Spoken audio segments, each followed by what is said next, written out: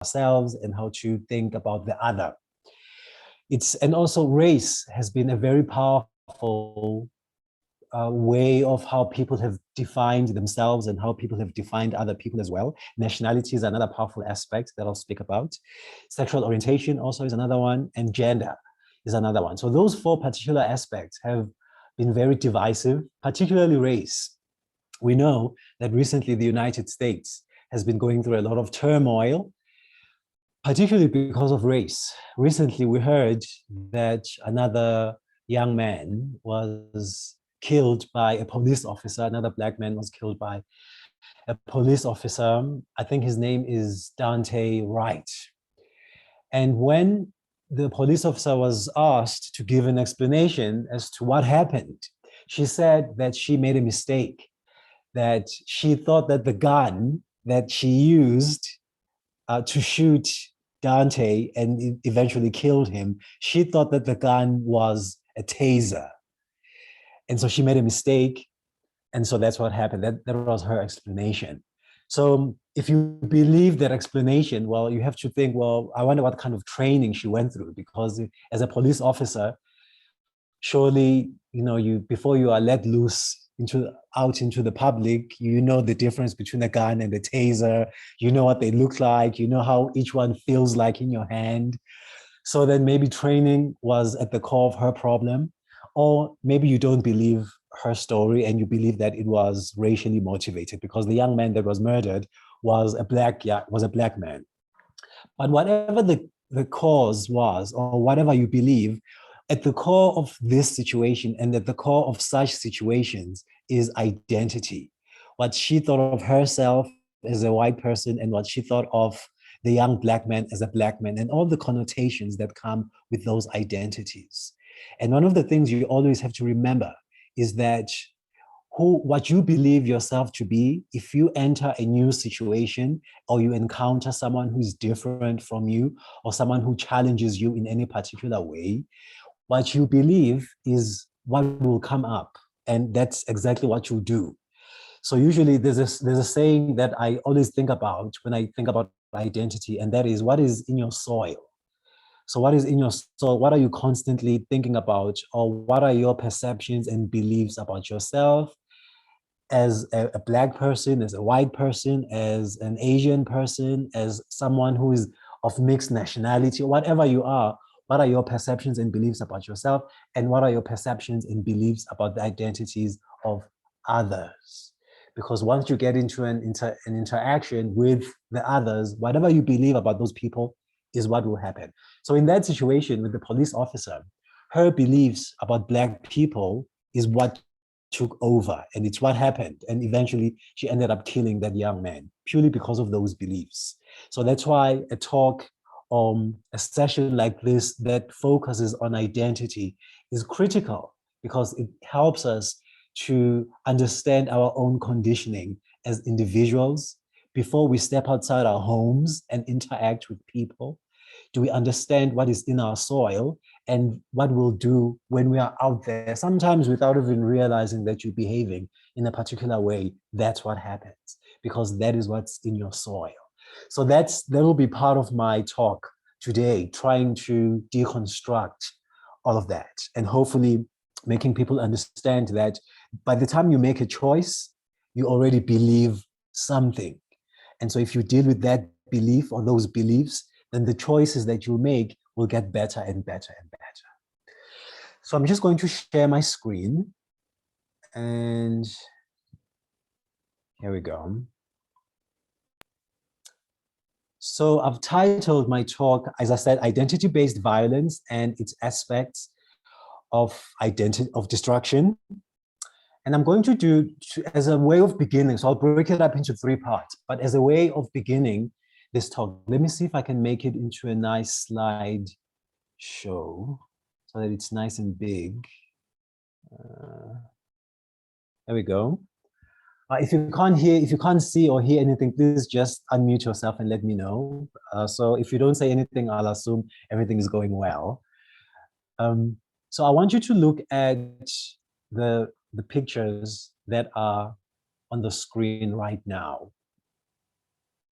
And I want you to tell me, just look at them, and I want you to tell me who you think is an American out of all of these people.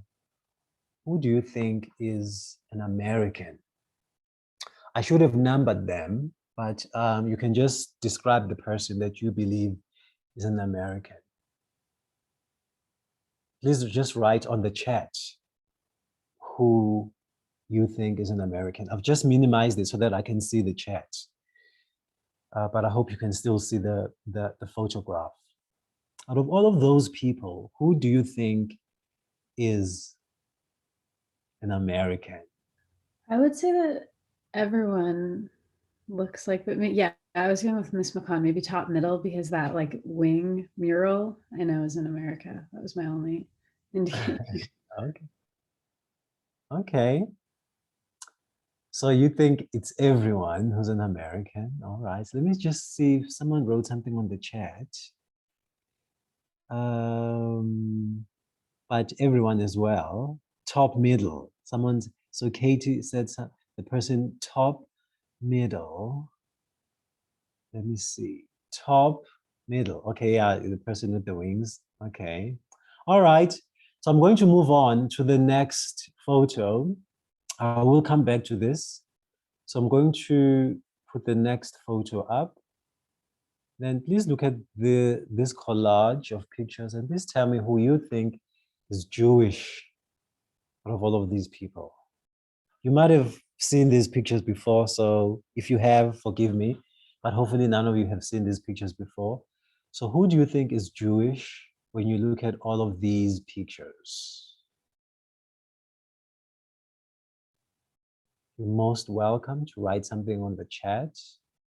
Who do you think is Jewish out of all of these people?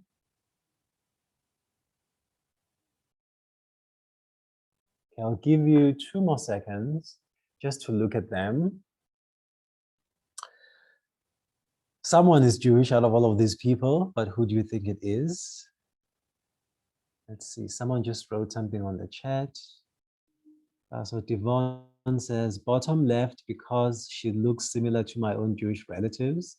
Erin says, I'm not sure how to tell. Katie says, second row, middle. Okay. Emily says, top middle, but anyone could be, looks like Albert Einstein.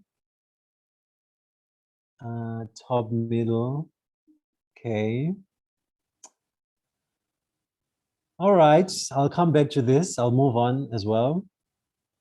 So now I don't know how much you know about South Africa and the history of South Africa, but I'm going to show you another collage. Now I want you to look at these people carefully and tell me who you think is a South African. Whatever your knowledge is about South Africa, out of all of these people, who do you think is South African? I'll give you let's say, well, yeah, just 1 minute or less than that. To just look at all these pictures. Who do you think is South African? Maybe you know nothing about South Africa. Maybe I'm the only South African person you've seen. Maybe besides Trevor Noah, maybe I'm the only other South African you've seen. So maybe you don't know that much about what South Africans look like. But let's see if you can figure it out. Who do you think is South African out of all these people? The white people. Okay, that's interesting. From Katie. I'll come back to that, Katie, and ask you why do you say that? That's interesting. Everyone could be South African, says Emily.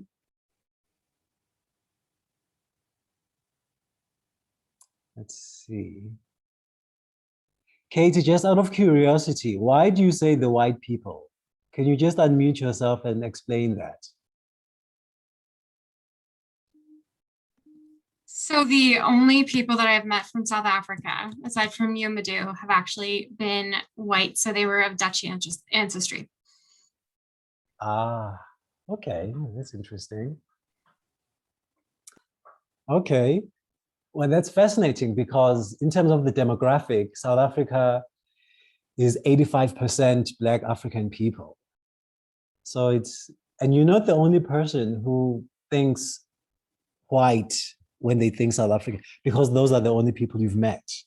So that's interesting. I'll remember that. Okay, let me see. Is there anyone else who's written anything on the chat? Okay, so I'll go back to the first picture. Yes, someone said all of these people are American. Yes, all of these people are American, all of them. It's all kinds of Americans. And then when you come to this picture of the Jews, all of them are Jewish. Each and every one of them is Jewish. Because we know that Judaism is a religion, it's not a race of people. So it's interesting that the rapper Drake is also Jewish. His mother is Jewish, so then that makes him Jewish as well.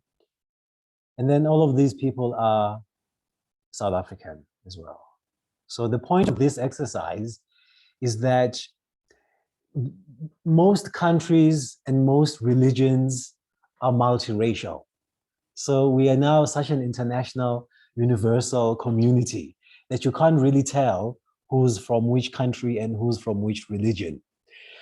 But the differences are usually in the mind and in the experiences that we've had. And so that's interesting that Katie said that she thought that the white people were from South Africa because those are the only people she had met who were from South Africa. And sometimes it's those experiences that we have that inform our understanding of people from a particular location or a particular religion. But the differences are always in the mind. So I just wanted to start this conversation with, in terms of diversity, that the differences are mostly in our minds, not necessarily physical differences. And so I could be Jewish. I could be anything that you don't even realize, because maybe your perception of me or your perception of people like myself is from a particular kind of experience. I want to move on. Thank you very much for participating in that session, in that activity. I want to move on quickly just to close this part of the session. I want to do very, very quickly this activity. Maybe you've done this activity before, maybe you haven't, but it's called the identity wheel. And what I would like us to do is to just look at the different identity traits around this wheel and answer just these few questions. So the first question is, out of all of these identity traits, so there's ethnicity, socioeconomic status, gender, sexual orientation, so on and so forth, and race right there at the end. Which do you think about most often? So when you think about yourself, when you think about whatever, when you think about life, out of all of these, which one do you think about most often? I would like you to write on the chat which one you think. So Gracie says she thinks about age for the most part. Devon says she thinks about gender. Emily says race. Anika says ethnicity. Jada says race. Yeah. So those are age, race, but also it's up to you as a person, your experience as a person. And I'll come back to that. Thank you for that. And then the second question is, so out of all of these, which one do you think about the least often? You hardly think about this. It's not that it doesn't matter to you, but you just hardly think about it. It's not something that is on your mind constantly. I know for me, religion is not often on my mind. And also nationality is not something that is often on my mind. So Susie also says nationality, she hardly thinks about that. Sandra says religion, she hardly thinks about that. Gracie says nationality, Sarah says religion. So it's different. And then Lauren says age, that's interesting. And it's different things for different people. So in terms of nationality, for example, I mean, what has been happening not only in the United States, but in South Africa, in many other countries as well, is that if someone is a foreigner in a country and they're experiencing, but if you are feeling a lot more secure in your nationality, then this is something you hardly think about. And so for me, I see that as an opportunity to bridge that gap, to then try and understand, well, why do you think about this so much? If someone is thinking about sexual orientation a lot, and I hardly think about sexual orientation, why do you think about sexual orientation a lot? What are you going through? So that becomes an opportunity to bridge that gap, to create some kind of understanding or some kind of empathy with someone who's different from you. And then just to move on from this, and then the next question is, which one out of all of these identities that have the greatest effect on how others perceive you? So how do you think people treat you? Is it based on any of these? So the way people treat you, now this is tricky because it's more of a perception of how you think people treat you based on what? Is it based on your sexual orientation? Is it based on your race? Is it based on your age? Do you think people treat you a certain way because of your age? Katie says gender. Yeah, so one of the things that you'll notice as you grow up and as you experience more and more of the world is that people do treat males differently from the way they treat females. Men and women are treated differently. And that's one of the things, as you enter the workplace, you will have to encounter this, the sexism and racism. You'll have to encounter racism, that people treat people of African descent or people of color differently from how they treat white people. And again, that is something you'll have to encounter depending on which side of the race you're in, but this is something you have to deal with. But sometimes also you have to understand that it may be your perception. The person is not necessarily racist, but maybe it's your perception from your experience of having been treated a certain way. So Katie says, I didn't think about my gender too much until I had my first real job. Yeah, and then you experienced sexism, you experienced some kind of different treatment based on your gender. And that doesn't go away. That happens for the rest of your life. And so for me, I hardly think about gender because maybe my gender gives me some kind of privilege. And I have to accept that. I have to come to terms with that and find a way to deal with that in a way that is fair to me and to women. Sarah says age, socioeconomic status. Yeah. So now maybe socioeconomic status is something I can think about. That, oh, if people know that you're from Africa, they assume that you're poor, or they assume you are uneducated. So I have to encounter that stereotype. And then the last question, because I just want to quickly move on, is identities that have the greatest effect on how you perceive others. So out of all of these, what do you use to treat other people, or to perceive other people, or to identify other people? When you, for example, when you walk in a room and you scan the room and you look around, do you immediately notice race? That, oh, it's a group of Black people, or it's a group of white people, or it's a group of Asian Americans, or it's a group of Hispanics, or it's a group of women, or it's a group of disabled people? What do you use to perceive and identify people? So Devon says race and age. Grace says age and gender. Grace says age. Grace says gender. Elsa says gender. Okay. And I wonder if someone is female, you treat them better, or if someone is male, I wonder what do you mean by that? That would be interesting to unpack that a little bit. If we had more time, we would be able to unpack that a little bit, but we don't have a lot of time. Annika says race. That's interesting. Race is a very powerful thing that you cannot miss it. No matter how racially or how colorblind you can say you are, but you notice that, okay, that's a Black person. Okay, that's a white person. And there's an emotion attached to that. So there's an expectation, or there's some kind of feeling attached to that. And that's something we all have to deal with because we live in very, very racialized countries. And also gender, you have to deal with that. Nationality, you have to deal with that. Sexual orientation, you have to deal with that. If that's something that is on your mind a lot. You go to the workplace and there's a lot of homophobia. And sometimes homophobia is interesting because it's different from racism in a sense that your own family can be homophobic, your own community can be homophobic. So that's interesting as well. That's something you have to encounter and work through as someone who is dealing with their sexual orientation. Okay, so now, thank you very much for participating in this. And I hope it does make you think about what is in your soil. What beliefs do you have about yourself and the identity of other people? And so now I want to move on to the aspects of how identity-based violence can be destructive. So with all of this that we've been discussing about what is in our soil, what can this lead to? So the biggest or the most famous examples of othering that are as a result of identity are, of course, the Holocaust, apartheid, and the 1994 genocide in Rwanda.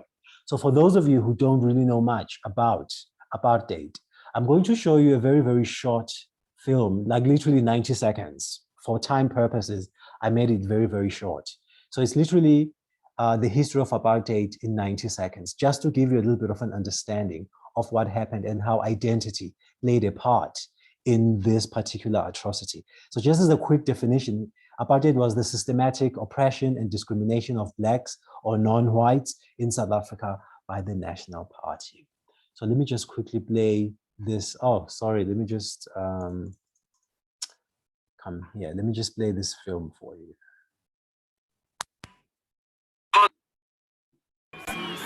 Apartheid in South Africa crumbled after Nelson Mandela walked to freedom. But Black people suffered decades of government-backed injustice before it did. Apartheid really began in 1948, but separating Black Africans from the white minority had long been a policy aim. Laws made white people officially superior, and the large Black majority faced discrimination in every aspect of their lives. Living, doing business or owning land in white areas was banned. There were separate public facilities, transport and schools. Interracial marriage was banned. Many had no right to citizenship and were regarded as aliens in major cities. Instead, they were made citizens of Bantustans, homelands scattered throughout South Africa. But resistance grew.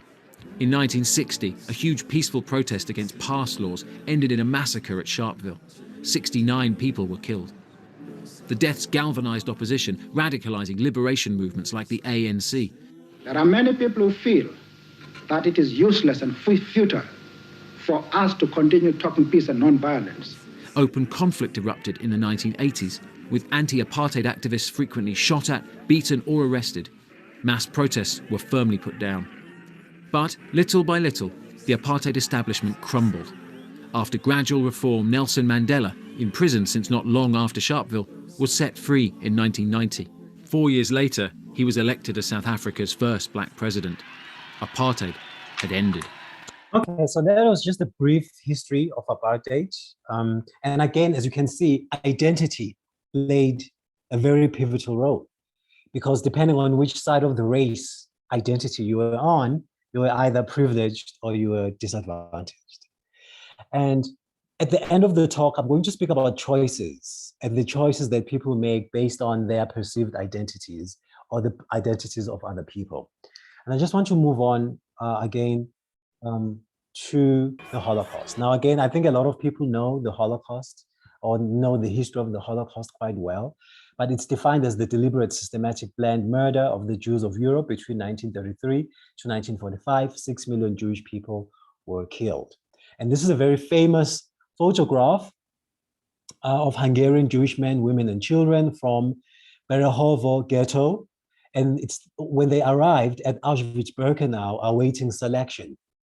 So basically, Joseph Mengele, a doctor from a Nazi doctor, would then choose people who he thought were fit to be used for slave labor, and then people he thought were to be sent to the gas chambers immediately. So if you were very old, or if you looked very weak, or if you seemed useless to them, in terms of, because Joseph Mengele did a lot of experiments on Jews while they were in the ghettos and in the killing centers, then you were chosen for killing, for death immediately. If you could be used in some way, you were chosen, you were given life, but it wasn't a very happy life because you were basically slave labor.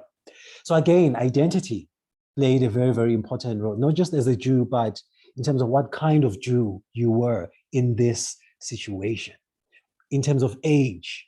So if you were very old, if you were very young, you were usually killed immediately. If you seemed healthy, then you were given a chance to survive. So I think I'm not going to dwell too much on the Holocaust, because I think a lot of people know a lot of information about the Holocaust already. I'm going to move on now to the 1994 genocide in Rwanda, which maybe some people may not know a lot about. There is a movie called Hotel Rwanda. But that's just a little snippet of what the genocide was about. So it's defined as the deliberate, intentional, and systematic mass killing of the Tutsi population in Rwanda. In 100 days, at least 800,000 people were killed, which was 3/4 of the Tutsi population. So if you're a Tutsi and that was your identity, then you were regarded as less than and something that needed to be killed and destroyed. If you were Hutu, then you were regarded as someone who had the right to life. So again, based on your identity. I'm going to play you a very, very, very short clip of a situation where a woman saw a child that was Tutsi and felt love for that child and decided to adopt that child. So let me quickly play this for you. It will give you, again, a deeper understanding of this genocide.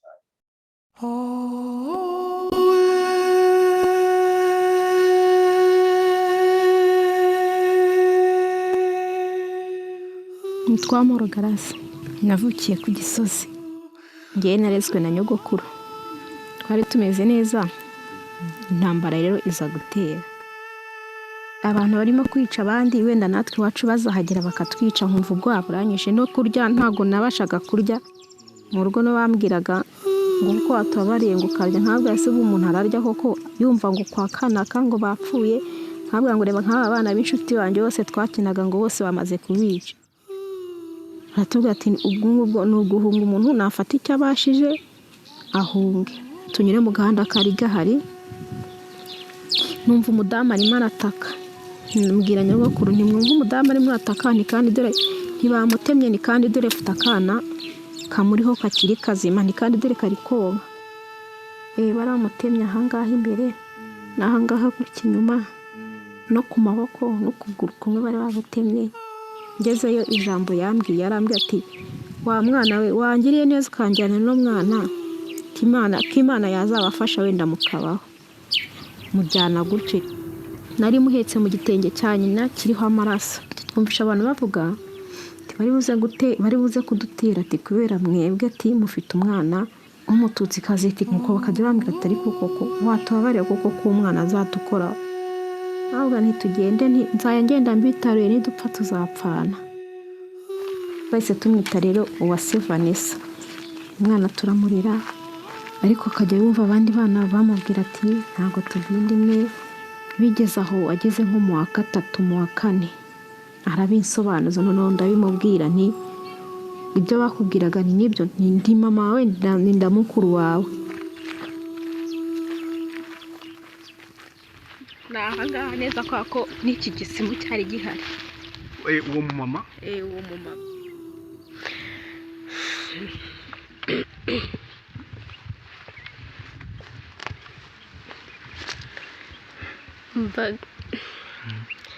Grande cyo nakubaza, wumvaga nyine uko wenda mbunaga,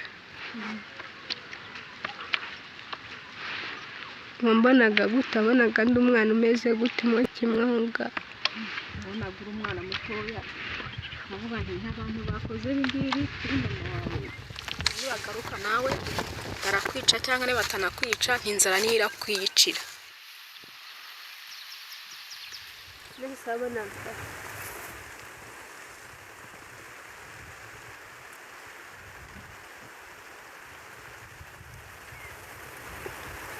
Babona gasa gute ubundi umubyeyi wanjye abonaga asa? Nabonaga nturi umubyeyi w'inzobe. Yari inzobe, ubwo nkeka ko wenda we wasaga na papa wawe.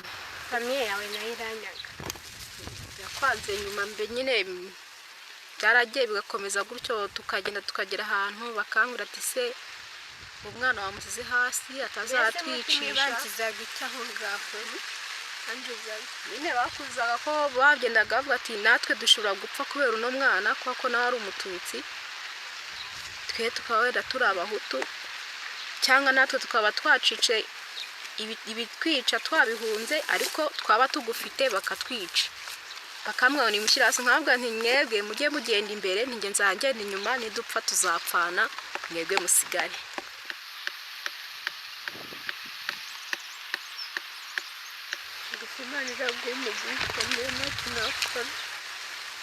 Imana yarangije kumugenda gutoraguraga kuko niyo yadupangiye ibitubeshaho tukaba tugeresha iki gihe. imyizere mufitiye ni uko yakwiga neza agatsinda akazabona akazi nawe akabaho neza. Papa nawe mfite no kugira ngo njye nzabashe kugira ngo abarenganye njye mbarenganure, mbarumva nanjye kugira impuhwe ari cyo kintu cya mbere cyanjemo, cyangwa kimwe kuba judge cyangwa umuganga. Nakoze igikorwa kandi nanjye nari umwana wareze undi ugasurumva. Message krange naguha nyine nuko nyine mu buzima bwawe wazakomeza ukagera neza, ntabwo njye nshaka kuzakwibagirwa aho najya hose cyangwa mu buzima bwose nabamo, ntabwo nakwibagirwa. All right, so I'm going to stop there. Yeah, so there was a very touching story between Grace and Vanessa, a very brave act by Grace, who was Hutu, to see beyond that Hutu identity, the safety of being Hutu, and to adopt Vanessa, who was Tutsi, so she could have died because of that.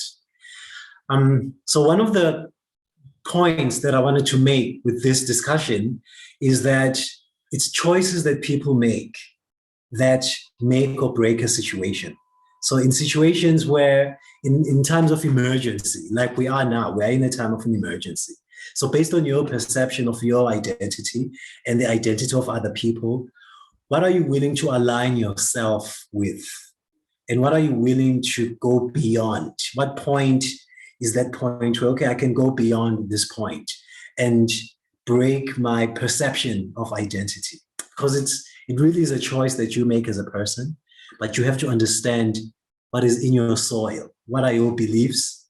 Because when you are challenged, that's what happens. It's like if someone has a bad temper and someone challenges them, they just burst because they've got that anger in them. So until they deal with that anger in them, then they'll continue being violent and destructive. So same thing with that example I made with the police officer and these murders by police officers. I think what really needs to happen is that they need this kind of conversation where we get to examine what is in their soil before they are given that gun or taser. What is in their soil? And when they are provoked out there, what will come out? Thank you. I'm going to end there. Thank you so much, Mdu. That was incredible. That was amazing. We really appreciate you speaking with us today and offering all of your wisdom. And it has been really interesting and insightful to, take a look inside, like what is in my soil? What am I thinking? And what are my biases? And I think that's something that is necessary for all of us to do if we want to end identity-based violence and hate. So now we're going to open the floor. If anybody has any questions for Mdu, please put them in the chat, put them in the Q&A section, and we can go over those.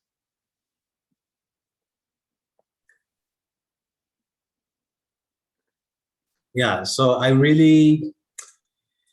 I enjoyed putting this talk together and thinking about it, and I wanted to make it as conversation-like and as simple as possible without making it very academic or too abstract, but to just make it a nice little presentation about identity and to help us introspect in some ways, because you never know when you meet a person who will challenge you. You never know when you'll be in a situation where something will trigger you, and then you'll behave in a way that you think, wow, I didn't realize this was inside of me. And sometimes, there's something called unconscious biases. And those unconscious biases come out when you are pushed, and life will push you, things will push you.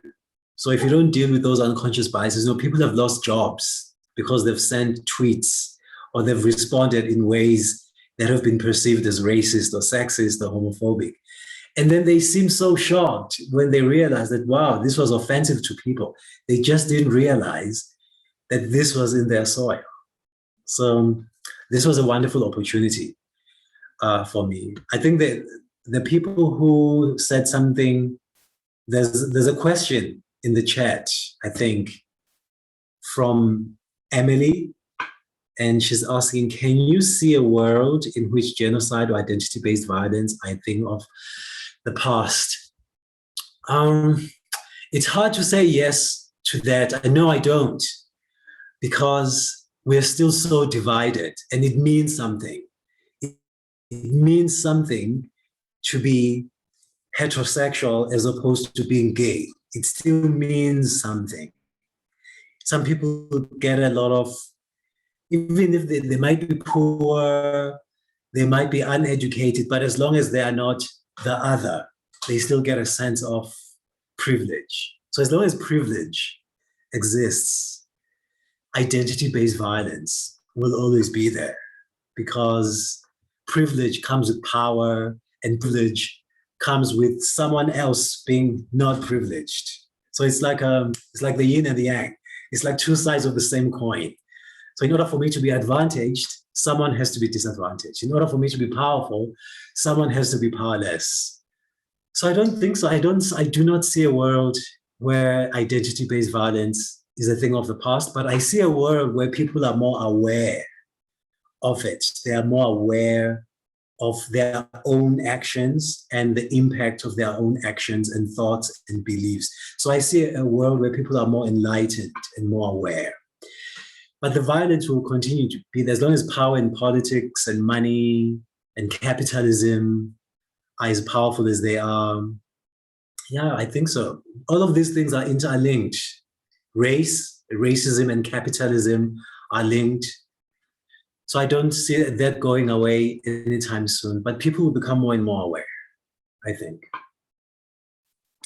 And then Susie says, what would you say is the connection between identity-based violence on the personal level and on the systematic level? So for example, I wanted to show you, so in answer to that question, there was one slide that I didn't show that I would like to quickly show you. And it's this picture, but the picture at the very end, at the very bottom. So the picture at the very bottom is people entering a zoo. So it's like a Saturday morning or a Saturday midday, and people are just enjoying their weekend. They're going to the zoo. So during apartheid, the zoo here in Johannesburg was obviously not just the zoo, but many other places where there were separate entrances for blacks and for whites. And people go with the system. So as long as people go with it and it becomes the norm at a personal level, like for example, you go to the bank, okay, I need to enter this side. This is the doorway I need to enter. Or for example, as a man, this is how I need to dress, or this is how I should not dress. So as those things are personal and normal. And so there are certain things that happen in life that are also normal and personal. So if you know that, okay, if I'm not black or if I'm not gay, then I'm safe. And for as long as you feel and appreciate the privilege of the safety of not being the other, then personally you are feeding into the system. You are another person who's just, because what is the system? A system is people. A system is not things hanging in the air. It's people who run the system because they believe certain things and they benefit from those things. So socially speaking, you have to ask yourself, what is my privilege? What am I benefiting from being heterosexual, from being white, or from being not that, or from being able-bodied? Like for example, I cannot imagine what it's like to be on a wheelchair. Like just the normal everyday things you do. Like I can get up now and go to the bathroom or go to the store. I don't think about it. But for someone who is on a wheelchair, this is they think about this a lot. So take that example and think about race. How are you benefiting in a racial system? Think about socioeconomic status. What is your privilege economically that feeds you into the system? So it's those privileges that you have to interrogate, because they fit it, and then that becomes the system. Because people are the system. It's not just things, it's us. So that would be my answer to that. That's the connection between identity-based violence on the personal level and on the systematic level. Now, I think if you think about the Holocaust, if you are not Jewish, you are safe. It's as simple as that. If you think about Rwanda, if you are not Tutsi, if you are Hutu, you are safe. Apartheid South Africa, if you are not Black, if you are white, you are safe. And so people enjoyed those privileges, and that feeds into the system. If you don't challenge them, then you're just feeding into the system. So I hope that answers your question.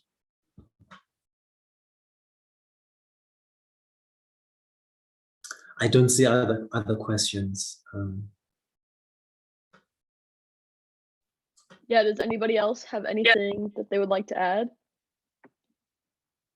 Feel free to put it in the chat.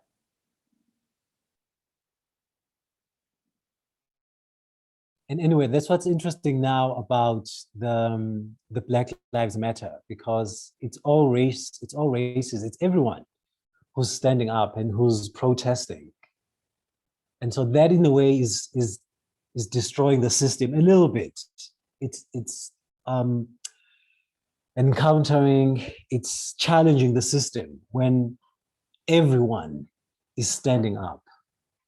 So in a way so I see a world where that more of that happens. More and more people become more and more united and more enlightened, and realize that I cannot just continue enjoying the privilege that I have while someone else is suffering so that I can have my privilege. I have to stand up and resist in some kind of way. So I see more of that happening, and that's very inspiring.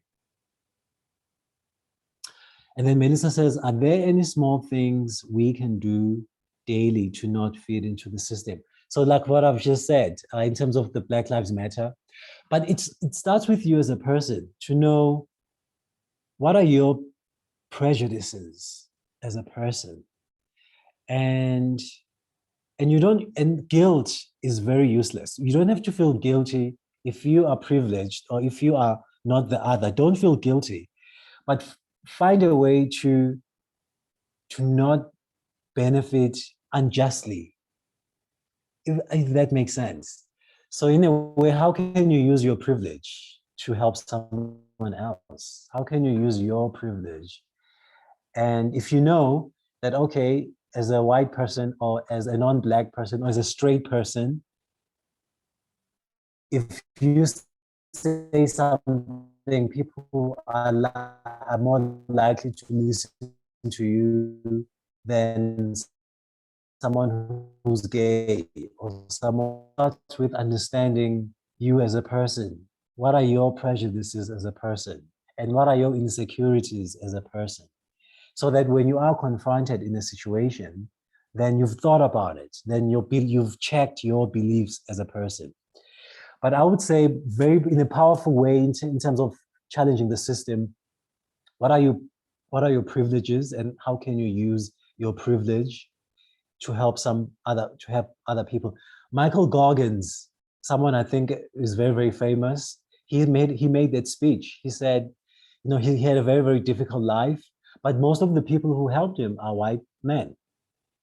People who saw him and they decided to see him as a human being, and they decided to help him because they saw that, they have some privilege and they could help someone who perhaps is in a difficult situation. And so he's become very, very successful now. So in that way, you can use your privilege and your social power, whether it's through social media, but somehow to give voice to someone else who may not be listened to as easily as you are listened to because of your privilege. That would be one thing, I think, that would be very powerful.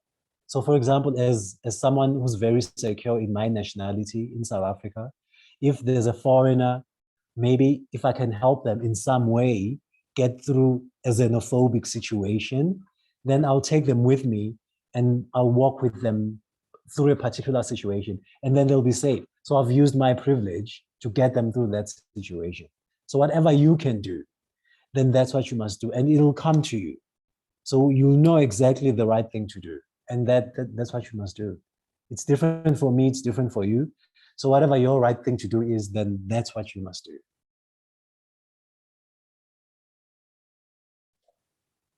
Thank you so much. All of those answers were definitely gave me something to think about, and I hope gave all of our attendees, you know, an opportunity to reflect and think about our own biases and our own privileges.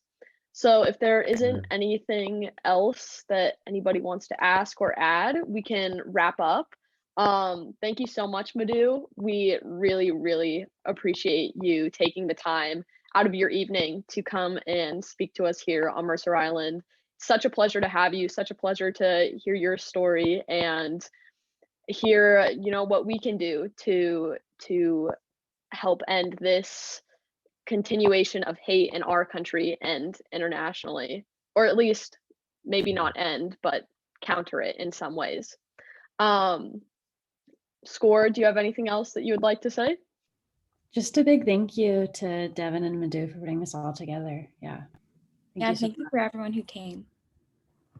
Yeah, thank you so much. And we're going to have another webinar like this next Wednesday at 12 p.m. It is going to be with Kathy Berger from the Dangerous Speech Project. She's going to speak a little bit about hate speech, dangerous speech, bystander, upstander, and perpetrator dynamics. And we really hope that we will see all of the attendees here and maybe some more people. And thank you once again, Mdu. We really appreciate you being here. It's a pleasure. This was fun. This was enjoyable for me. I hope, maybe, who knows, I hope we can meet again somewhere, somehow. Thank you. I hope so too. Thank you so much, everybody. Thank you, everyone.